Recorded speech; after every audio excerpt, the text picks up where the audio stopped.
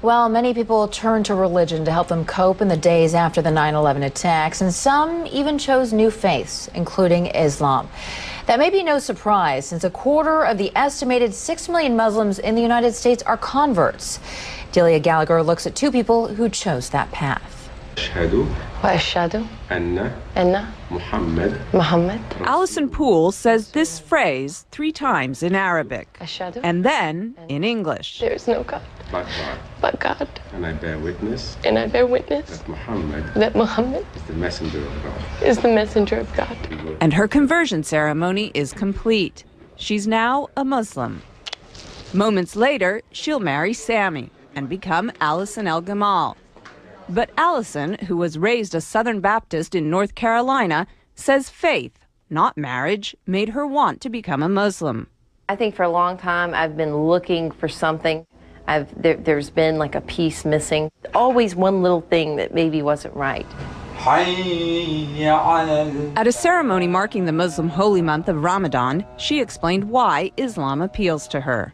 I think because it's much more about peace. I'm praying 5 times a day. It's kind of hard to go out and say bad things or do bad things when you're praying 5 times a day. And you have to believe. The imam who married Allison says he's seen more American converts recently, in part because of the prominence of Islam in the news. It may sound paradoxical, but what happens is that when something becomes more in the news, people tend to want to know about it.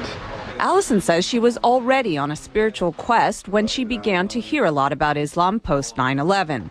Barbara Cardebuke, another recent Muslim convert, says 9/11 also played a part in her conversion. After 9/11, I thought this is the time when people really have to start looking for real answers to get away from everybody fighting back and war. You have to start looking towards God. Barbara says through Islam she found a one-on-one relationship with God she was unable to find as a Roman Catholic. I always felt when you go to church you're praying to Jesus or you're doing Hail Marys. You're not, I used to think, well, where's God? She says her family has been mostly supportive of her conversion. Allison says her family is completely behind her decision, but occasionally she's reminded that not everyone is. I was walking around down near the World Trade Center, and this woman walked by, and she said, "I want to just go bomb those Muslim bastards." And I heard her say it, and it really struck me, because I was like, you know what, that's me.